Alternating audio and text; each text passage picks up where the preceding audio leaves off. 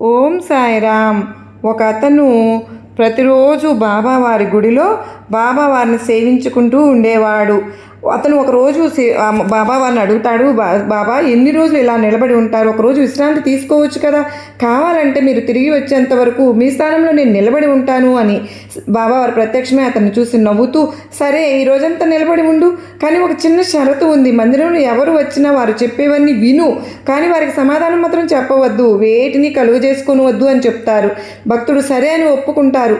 ఆ భక్తుడిని అతని స్థానంలో ఉండనిచ్చి బాబావారు అక్కడి నుంచి వెళ్ళిపోతారు. ఆ రోజు పొద్దున్నే ఒక వ్యాపార ఆలయానికి వస్తారు. బాబావారిని మొక్కుకుని తన డబ్బుల సంచిని అక్కడే మరచిపోయి అక్కడి నుండి వెళ్ళిపోతాడు. సేవకుడు ఆ వ్యక్తిని పిలిచి ఆ సంచిని తిరిగి ఇచ్చేద్దామని అనుకుంటాడు, కానీ బాబావారి మాటలు గుర్తుకు తెచ్చుకుని మౌనంగా ఉండిపోతాడు. తర్వాత కాసేపటికి ఒక పేద వ్యక్తి అక్కడికి వస్తాడు. అతను బాబావారిని మొక్కుకుంటూ ఉంటాడు, బాబా దయచేసి నాకు సహాయం చేయి, నాకు డబ్బు అవసరం ఉంది అని.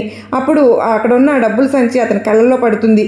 ఆ వ్యక్తి ఆ సంచిని చూసి సంతోషంగా బాబావారి కృతజ్ఞతలు చెబుతూ అక్కడి నుంచి వెళ్ళిపోతాడు.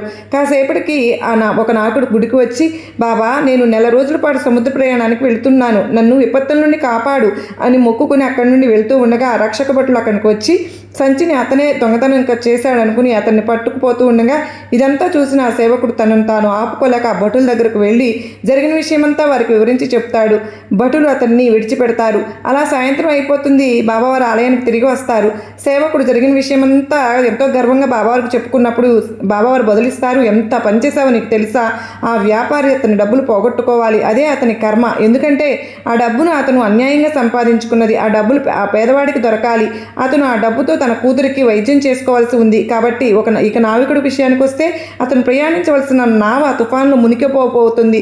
అతను భటుల చేతుల్లో బందీ అయి తీరాలి, దానివల్లనే అతని ప్రయాణం ఆగిపోతుంది, అతని ప్రాణం కాపాడబడుతుంది. ఇప్పుడు నువ్వు కర్మఫలంలో జోక్యం చేసుకున్నావు, పేదవాడిని భటులు పట్టుకునేలాగా చేశావు, అంతా గందరగోళంగా మార్చేశావు.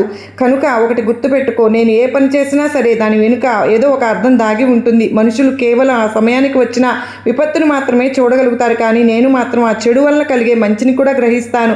అందుకే నీకు ఏదైనా ఆపద కలిగినప్పుడు గుర్తుపెట్టుకో, ఆ ఆపద తరువాత నిన్ను సంతోషపరచడానికి నీకోసం ఏదో ఒక ప్రణాళికను సిద్ధం చేసే ఉంటాను అని. కనుక నిరంతరం నాపై నమ్మకం ఉంచి ఉండు అని చెప్తారు. కనుక మనం బాబావారి కోసం ఏది చేసినా అంతా మన మంచికే కదా. మరి ఈ సందేశంలో ఎంతో అంతరార్థం ఉంది కదా.